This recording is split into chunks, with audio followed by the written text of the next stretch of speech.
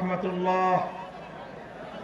الحمد لله رب العالمين، والصلاة والسلام على سيد الأنبياء والمرسلين وعلى آله وأصحابه ومن تبعهم أجمعين.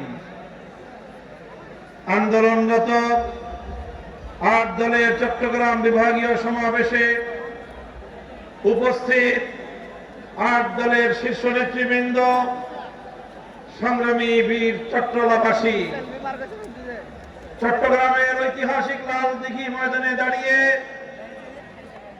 বিগত ফ্যাসিবাদ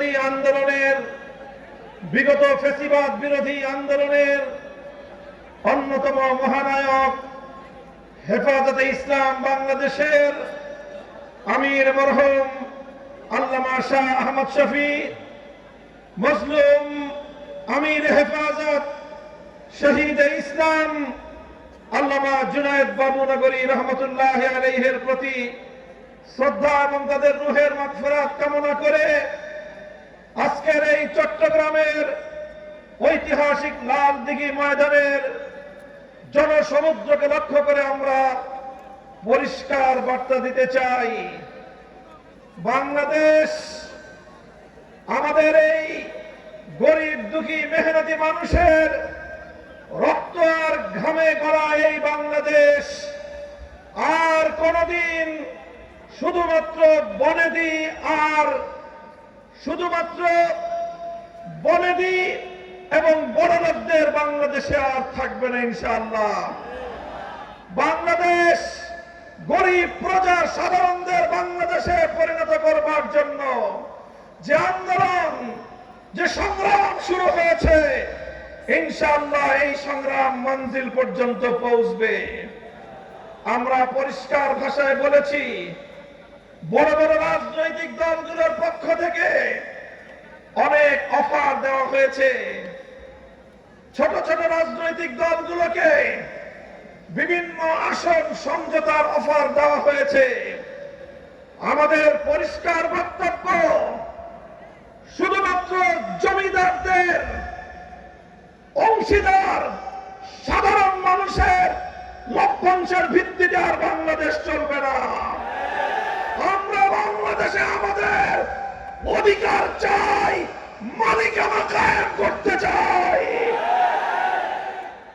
গরিব মেহনতি মানুষ, আমরা তোমাদেরকে ইসলামের বার্তা পৌঁছে দিতে চাই। ইসলাম যে বৈষম্যহীন সমাজ ব্যবস্থা উপহার দিয়েছে, বিশেষ করে অর্থনীতির ক্ষেত্রে ইসলাম যে সুষম বন্টনের অর্থ ব্যবস্থা উপহার দিয়েছে, কাইলা ইয়াকুনা দুলাতাম বাইনাল আগনিয়াই মিনকুম, একটি শ্রেণী বিশেষের কাছে রাষ্ট্রের যাবতীয় সম্পদ কুক্ষিগত হবে, সেই বিজাতীয় পুঁজিবাদী অর্থ ব্যবস্থার কবর তৈরি করে সেই ধ্বংসস্তূপের উপর আল্লাহর কোরআনের অর্থ ব্যবস্থা বাস্তবায়ন করা হবে ইনশাআল্লাহ। আমাদেরকে বিগত দিনগুলোতে শুধু উন্নয়নের গল্প শোনানো হয়েছে। উন্নয়নের গল্পের একটা দৃষ্টান্ত আমরা দিয়ে থাকি। কেমন উন্নয়ন? বলে যে বাংলাদেশের আয় বেড়ে গেছে। কিভাবে আয় বাড়লো? বলে যে মাথা পিছু আয় বেড়েছে, পার ক্যাপিটা ইনকাম। 2025-24-25 অর্থ বছরে বাংলাদেশের মানুষের মাথা পিছু আয় হলো $2,820। আমাদের বাংলাদেশি মুদ্রায় 3,40,000 টাকা প্রতি মাসে বাংলাদেশের মানুষের গড় আয়। আমি এই বিশাল জনসমুদ্রকে জিজ্ঞাসা করতে চাই, আপনারা কয়জন প্রতি মাসে 3,40,000 টাকা আয় করেন? তাহলে কারা আয় করে 3,40,000 করে? সংগ্রামী সাথী ও বন্ধুগণ, ব্যাপারটা হলো এরকম। একজনে খাল পার হতে গিয়েছে, জিজ্ঞাসা করেছে গরিব একজন কৃষককে, খালে কি আমার ঠাই হবে? গরিব বলে যে না, খালে ঠাই হবে না, এই খালের মধ্যখানে 5 হাত পানি। বলে যে তোমার এই হিসাব দিয়ে চলবে না, উন্নত হিসাব লাগবে। অর্থনৈতিক ক্যালকুলেশনের হিসাব লাগবে। কি হিসাব? বলে যে মাঠে এই খালের মধ্যখানে কয় হাত পানি? 5 হাত পানি। ওই পারে কয় হাত পানি? 1 হাত পানি। এই পারে কয় হাত পানি? 1 হাত পানি।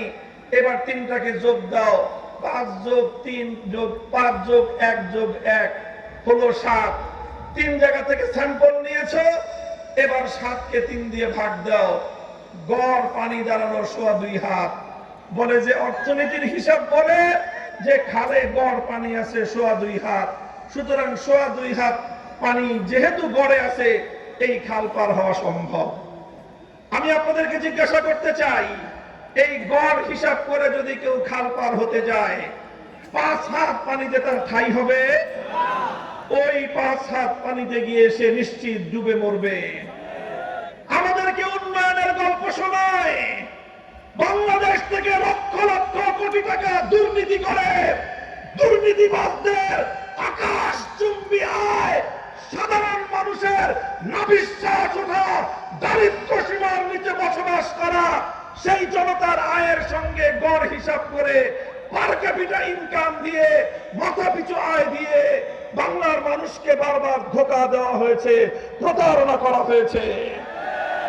এবার ইসলামী দলগুলোর ঐক্যবদ্ধ আন্দোলনের মধ্য দিয়ে গোটা বাংলার তৌহিদি জনতা জেগে উঠেছে।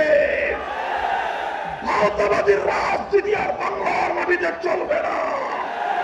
এবার বাংলার জমিন এদেশের সাধারণ মানুষের বিজয়ের মধ্য দিয়ে আল কোরআনের শাসন কায়েম হবে ইনশাআল্লাহ।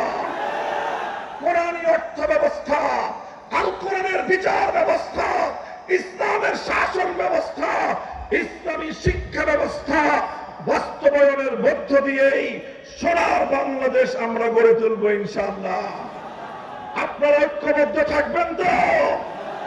আমরা বলি সোনার বাংলাদেশ দেখা শেষ, নতুন বাংলাদেশ দেখা শেষ, সবুজ বাংলাদেশ দেখা শেষ, ডিজিটাল বাংলাদেশও দেখা শেষ। এবারের বাংলাদেশ দেখতে চাই ইসলামের বাংলাদেশ, আল কোরআনের বাংলাদেশ, খেলাফতের বাংলাদেশ। হাতে হাত রেখে টেকনাফ থেকে তেতুলিয়া সকল ষড়যন্ত্রের বিরুদ্ধে, চক্রান্তের বিরুদ্ধে, আধিপত্যবাদের বিরুদ্ধে